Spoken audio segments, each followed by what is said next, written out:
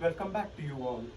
Mr. Benni Joseph from Kannur, Kerala has written to us asking what exactly is interaural interference and how does it actually interfere in our audio experience. Well, so let's get into the point directly. We have two ears, right? One is on the left side and one is on the right side. Now, when we are trying to listen to a music, we use both our ears, right? Be it a headphone or the speaker. So here is an image that I would want to show. We have a left ear and the right ear, and let us say the speakers are placed at the B and D points. The left ear is closer to the B point, but it is farther from the D point in relation to the right ear. Same is applicable for the right ear. Right ear is closer to the D point, while the same right is relatively farther away from the B point. Now, because of this, there is definitely going to be a little bit delay in the sound perception in both the ears. What I mean to say is the sound is not instantaneous. It needs time to travel from the speaker or the emitter to your receiver, which is your ear.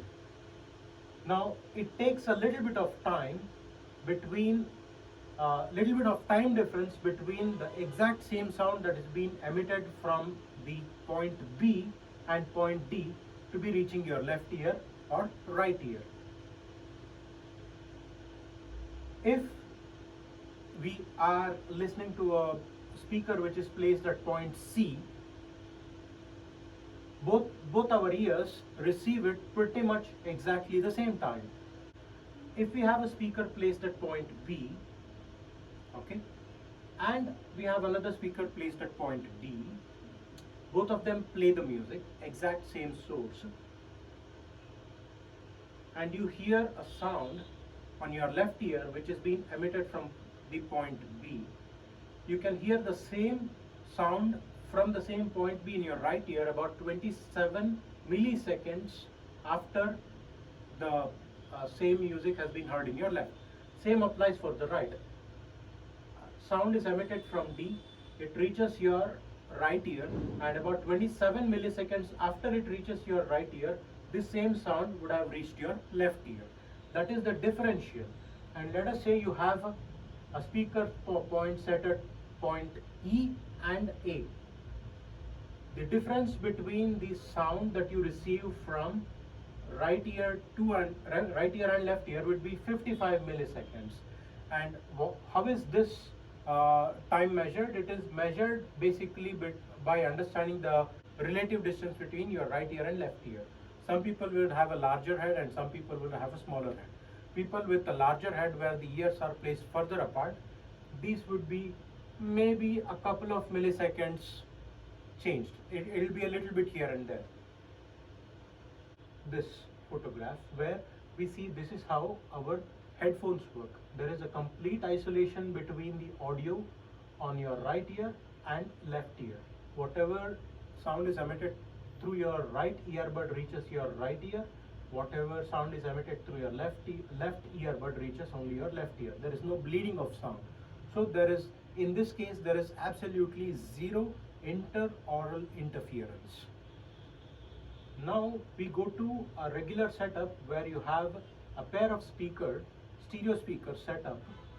The right speaker is emitting certain sounds which will reach your right ear, but also after a little delay it will reach your left ear, and that delay will cause what is called as a shadow zone. So your right ear is getting directly radiated and your left ear is getting into the shadow zone, which causes a delay. Same thing happens with your other speaker where your left speaker is directly radiated towards your left ear, but the indirect sound gets reflected or somehow it reaches your right ear also, and this will interfere with the subsequent signal that is already coming to your right ear. So this interference between a delayed signal and the actual signal that is coming in time to your actual ear, that is called as a further interaural interference. Now the bleeding will cast shadow. The right speaker will cast a shadow behind your left ear, and the left speaker will cast a shadow behind your right ear. This shadow zone is what is the problem.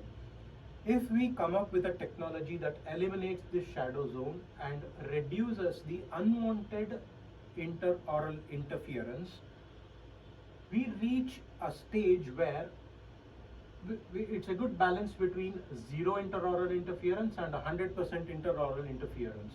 We need to reach a good balance between both of these, where we have a little bit of interaural interference to give the rich feel, but it is not too overpowering that it feels too much overloaded for a person who is listening to it. So here at Havis Audio Labs, we are working on one of the technologies that will actually help reduce the interaural interference but not completely eliminate. The moment it is completely eliminated, it feels too dead to listen. So to retain a little bit of life and the live feel in the music, we need to have that interaural interference to a very little extent. So we are going to retain it. We'll come back to you with that product presentation very soon. And thank you very much, Mr. Benni. Please keep in contact with us. We'll let you know if we can arrange a demo for you nearby your place. And thank you. Keep writing to us.